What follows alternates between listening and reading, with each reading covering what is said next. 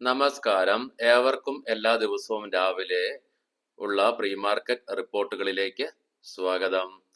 ഇന്ന് 1 ജൂലൈ 2025.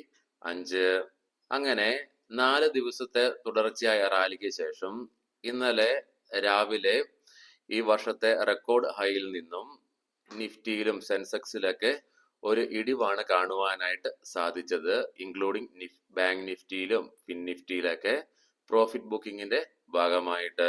എങ്കിലും നമ്മുടെ ബോർഡർ മാർക്കറ്റ്സ് ഇന്നലെ നല്ല രീതിയിലുള്ള പ്രകടനമാണ് കാഴ്ച വയ്ക്കുകയുണ്ടായത്.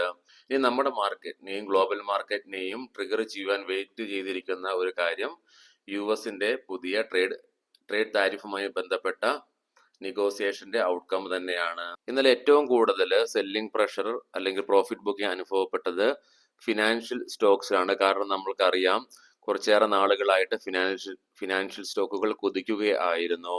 നല്ല ഫോറിൻ ഇൻഫ്ലോസ് ഉണ്ടായിരുന്നെങ്കിൽ കൂടിയും മിഡിൽ ഈസ്റ്റ് ടെൻഷൻസ് ഒക്കെ മാറിയെങ്കിൽ കൂടിയും പ്രോഫിറ്റ് ബുക്കിംഗ് ആണ് ഇന്നലെ നമ്മളെ വിപണിയെ കീഴടക്കിക്കൊണ്ട് നഷ്ടത്തിൽ വ്യാപാരം അവസാനിപ്പിക്കുവാനായിട്ട് കാരണമായത്. വിദേശ ധനകാര്യ സ്ഥാപനങ്ങൾ ഇന്നലെ നമ്മുടെ മാർക്കറ്റിൽ സെല്ലേഴ്സ് ആയിരുന്നു. 831.50 കോടി രൂപയ്ക്ക് സെല്ലിംഗ് നടത്തിയപ്പോൾ ആഭ്യന്തര ധനകാര്യ സ്ഥാപനങ്ങൾ 3497.44 കോടി രൂപയുടെ ബൈ ആണ് നടത്തുകയുണ്ടായത്. എങ്കിലും തുടർച്ചയായി 4 മാസം മാർച്ച്, ഏപ്രിൽ, മെയ്, ജൂൺ ഈ 4 മാസവും വിദേശ ധനകാര്യ സ്ഥാപനങ്ങൾ നമ്മുടെ ക്യാഷ് മാർക്കറ്റിൽ നെറ്റ് ബയേഴ്സ് ആയിരുന്നു. ചെറിയ എമൗണ്ട് ആണെങ്കിൽ കൂടിയും. നമ്മൾ ഇന്ന് മുതൽ ജൂലൈ മാസത്തിലേക്ക് കടക്കുകയാണ്. പൊതുവെ ജൂലൈ മാസം ഒരു പോസിറ്റീവ് മാസമായിട്ടാണ് ഇന്ത്യൻ മാർക്കറ്റിനെ സംബന്ധിച്ചിടത്തോളം. കാരണം ലാസ്റ്റ് 10 വർഷം നോക്കുകയാണെങ്കിൽ 9 വർഷത്തിലും ജൂലൈ മാസത്തിൽ ഇന്ത്യൻ മാർക്കറ്റ് നേട്ടമാണ് കൈവരിക്കുക ഉണ്ടായത് പാസ്റ്റ് ഹിസ്റ്ററികൾ അനുസരിച്ച്. ഈ പ്രാവശ്യം ജൂലൈ മാസത്തിലേക്ക് കടക്കുമ്പോൾ നമ്മുടെ മാർക്കറ്റിൽ കുറച്ച് അധികം പോസിറ്റീവ് കാര്യങ്ങളുണ്ട്. ജിയോ പൊളിറ്റിക്കൽ ടെൻഷൻസിനൊക്കെ ഒരു പരിധി വരെ അയവ് വന്നിട്ടുണ്ട്. അതുപോലെ തന്നെ ഒരു നോർമൽ മൺസൂണും സ്ട്രോങ് ഗ്ലോബൽ സീസണാലിറ്റിയൊക്കെ എക്സ്പെക്ട് ചെയ്യുന്നുണ്ട്. അതുപോലെ തന്നെ നമ്മുടെ ആഭ്യന്തര ധനകാര്യ സ്ഥാപനങ്ങളുടെ ഭാഗത്തു നിന്നും വരുന്ന ഹ്യൂജ് ബൈയിങ്ങും നമ്മുടെ മാർക്കറ്റിന്റെ പ്രതീക്ഷകളെ വളർത്തുന്നുണ്ട്. ട്രേഡ് താരിഫുമായി ബന്ധപ്പെട്ട് ഇന്ത്യയുടെ ഭാഗത്തു നിന്ന് പുതിയ ഡെവലപ്മെന്റ്സുകൾ വന്നിട്ടുണ്ട്. ഇന്ത്യൻ ഒഫീഷ്യൽസ് മുൻപ് ഡൽഹിയിൽ ജൂൺ 5-നും 10-നുമായിട്ട് US ഒഫീഷ്യൽസുമായിട്ട് ഡൽഹിയിൽ വെച്ച് മീറ്റിങ്ങുകൾ നടത്തുകയുണ്ടായി.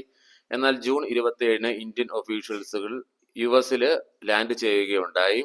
അതിന്റെ ഫലമായിട്ട് ഇന്നലെ ഇന്ത്യൻ ഒഫീഷ്യൽസുകൾ അറിയിക്കുകയുണ്ടായി, അഗ്രികൾച്ചറിലും ഡയറി പ്രൊഡക്ട്സിലും നെഗോസിയേഷൻ വാഷിംഗ്ടണിൽ ഒരു ക്രൂഷ്യൽ സ്റ്റേജിലേക്ക് കടന്നിരിക്കുകയാണ്. ജൂലൈ 9-ന് മുന്നേ ആയിട്ട് ഒരു മിനി ഡീൽ നടത്തുവാനാണ്. ഇനി നമുക്ക് ഗ്ലോബൽ മാർക്കറ്റുകൾ ഒന്ന് പരിശോധിക്കാം. US ഇന്നലെ S&P 500-ഉം നാസ്ഡാക്കും പുതിയ ഓൾ ടൈം ഹൈ ക്രിയേറ്റ് ചെയ്യുകയുണ്ടായി.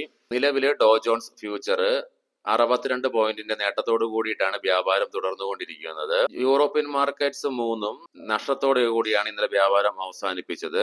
ഗിഫ്റ്റ് നിഫ്റ്റി ഇപ്പോൾ സ്ലൈറ്റ്ലി പോസിറ്റീവ് ആയിട്ടുള്ള ഇൻഡിക്കേഷൻ ആണ് നൽകുന്നത്. ഏഷ്യൻ മാർക്കറ്റ്സിലേക്ക് വന്നു കഴിയുമ്പോൾ ജപ്പാന്റെ നിക്കി 225 നിലവില് 350 പോയിന്റിലേറെ നഷ്ടത്തോടു കൂടിയിട്ടാണ് വ്യാപാരം തുടരുന്നത്. തത്സമയം സൗത്ത് കൊറിയൻ മാർക്കറ്റ് ഓപ്പൺ ആണ്. 1.7% നേട്ടത്തോടു കൂടിയിട്ടാണ് വ്യാപാരം തുടർന്നുകൊണ്ടിരിക്കുന്നത്. ബ്രന്റ് ക്രൂഡും ക്രൂഡ് ഓയിലും ഇടിവിൽ തന്നെയാണ്. തത്സമയം ഗോൾഡില് നേരിയ ഉയർച്ച കാണുവാനായിട്ട് സാധിക്കുന്നുണ്ട്. ഇനി നമ്മുടെ മേജറായ ADR സ്റ്റോക്സിലേക്ക് വരുമ്പോൾ ഇൻഫോസിസ് ഒഴികെ ബാക്കി എല്ലാ ലീഡിംഗ് ADR സ്റ്റോക്സും നഷ്ടത്തോടു കൂടിയിട്ടാണ് വ്യാപാരം ഇന്നലെ അമേരിക്കയിൽ അവസാനിപ്പിക്കുക ഉണ്ടായത്. ആക്സിസ് ബാങ്ക് ആണ് 3%-ലേറെ നഷ്ടത്തോടു കൂടി ഏറ്റവും വലിയ ലൂസർ ആയി മാറിയത്. തത്സമയം ഇൻഫോസിസ് ഫ്ലാറ്റ് ആയിട്ട് വ്യാപാരം അവസാനിപ്പിച്ചു. ഇന്ത്യൻ രൂപ ഇന്നലെ അമേരിക്കൻ ഡോളറിനെതിരെ 0.3% നഷ്ടം നേരിട്ടുകൊണ്ട് 85.75 എന്ന നിലയിലാണ് വ്യാപാരം അവസാനിപ്പിക്കുക ഉണ്ടായത്. മന്ത്ലി വൈസ് നോക്കുമ്പോൾ 0.2% നഷ്ടം ഇന്ത്യൻ രൂപയ്ക്ക് കൈവരിക്കുകയുണ്ടായി. ക്വാർട്ടർ വൈസ് നോക്കുമ്പോൾ 0.3% നഷ്ടവും ഇന്ത്യൻ രൂപയ്ക്ക് അമേരിക്കൻ ഡോളറിനെതിരെ നേരിടുകയുണ്ടായി. സ്പെസിഫിക് ആയിട്ട് നിഫ്റ്റിയുടെയും ബാങ്ക് നിഫ്റ്റിയുടെയൊക്കെ ടെക്നിക്കൽസിലേക്ക് പ്രവേശിക്കാം. നിലവിലെ നമ്മുടെ മാർക്കറ്റിലെ ഓവറോൾ ട്രെൻഡ് അപ്വേർഡ് ആയിട്ട് തന്നെയാണ് നിലനിൽക്കുന്നത്.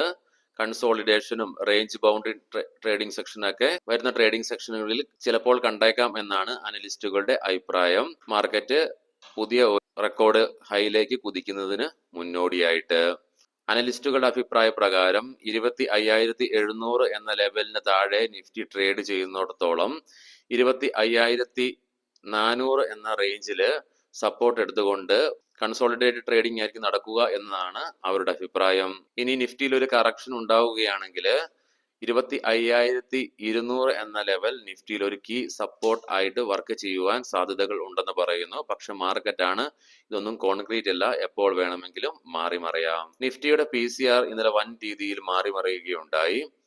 ഇന്നലെ മാർക്കറ്റ് ഓപ്പൺ ആയപ്പോൾ 1.2 എന്ന നിലയിലായിരുന്നു നിഫ്റ്റിയുടെ PCR നിലനിന്നിരുന്നത്. അവിടെ നിന്നും 0.64 മാറുകയുണ്ടായി. അൾട്രാ ബെയറിഷ് ആയി. മാക്സ് പെയിൻ 25,500 എന്ന ലെവലിലും. നിഫ്റ്റിയിൽ ഇന്നലത്തെ ഫോളോയോട് കൂടിയിട്ട് ഡെയിലി ചാർട്ട്സിൽ ഒരു ബെയറിഷ് കാൻഡിൽസ്റ്റിക് പാറ്റേൺ ആണ് ഫോം ആയിരിക്കുന്നത്. വീക്ക്ലി ഓപ്ഷൻസ് ഡാറ്റ പ്രകാരം 26,000 എന്ന സ്ട്രൈക്കിലാണ് ഏറ്റവും കൂടുതൽ ഓപ്പൺ ഇൻട്രസ്റ്റ് കോൾ സൈഡിലേക്ക് കാണുന്നത്. 25,600 എന്ന സ്ട്രൈക്കിലാണ് ഏറ്റവും കൂടുതൽ കോൾ റൈറ്റിംഗ് കാണുവാനായിട്ട് സാധിക്കുന്നത്. 25,000 എന്ന സ്ട്രൈക്കിലാണ് പുട്ട് സൈഡിലേക്ക് ഏറ്റവും കൂടുതൽ ഓപ്പൺ ഇൻട്രസ്റ്റ് നിലനിൽക്കുന്നത്. തത്സമയം 24,900 എന്ന റേഞ്ചിലാണ് ഏറ്റവും കൂടുതൽ പുട്ട് റൈറ്റിംഗ് നടന്നിരിക്കുന്നത്. ബാങ്ക് നിഫ്റ്റിയിലേക്ക് വന്നു കഴിയുമ്പോൾ ഇന്നലെയും ബാങ്ക് നിഫ്റ്റി പുതിയ record all time high create ചെയ്യുകയുണ്ടായി. PCR 1.02 ആയിട്ട് നിലനിൽക്കുന്നു. മാക്സ് പെയിൻ 57,000 എന്ന നിലയിലും. മന്ത്ലി ഓപ്ഷൻസ് ഡാറ്റ പ്രകാരം 56,000 എന്ന സ്ട്രൈക്കിലാണ് കോൾ സൈഡിലേക്കും പുട്ട് സൈഡിലേക്കും ഏറ്റവും കൂടുതൽ ഓപ്പൺ ഇൻട്രസ്റ്റ് കാണുവാനായിട്ട് സാധിക്കുന്നത്. എങ്കിലും 57,500 എന്ന സ്ട്രൈക്കുകളിലാണ് കോൾ സൈഡിലേക്കും പുട്ട് സൈഡിലേക്കും ഏറ്റവും കൂടുതൽ റൈറ്റിംഗ് നടന്നിരിക്കുന്നത്. ഇനി നമുക്ക് ഇന്നത്തെ പ്രധാനപ്പെട്ട സ്റ്റോക്കിംഗ് ന്യൂസുകളിലേക്ക് കടക്കാം. മുൻകൂട്ടി ഓർമ്മിപ്പിച്ചു കൊള്ളട്ടെ, ഇതൊരു ബൈ ഓർ സെൽ റെക്കമെൻഡേഷൻ അല്ല. സിഗാച്ചി ഇൻഡസ്ട്രീസ് ഇന്നലെ കമ്പനിയുടെ പ്ലാന്റില് തെലങ്കാനയില് സ്ഫോടനമുണ്ടായി. തൽഫലമായി തന്നെ 10% ഇടിവാണ് സ്റ്റോക്കിൽ രേഖപ്പെടുത്തിയത്.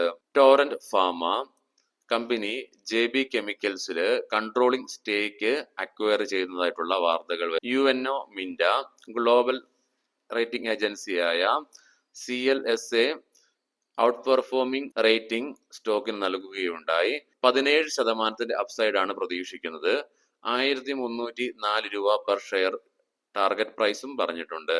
പ്രസ്റ്റേജ് എസ്റ്റേറ്റ്സ് ജോയിന്റ് വെഞ്ചർ വഴി കമ്പനി 3.48 ഏക്കർ ലാൻഡ് ചെന്നൈയിൽ വാങ്ങുകയുണ്ടായി പുതിയ പ്രൊജക്ടിനായിട്ട്.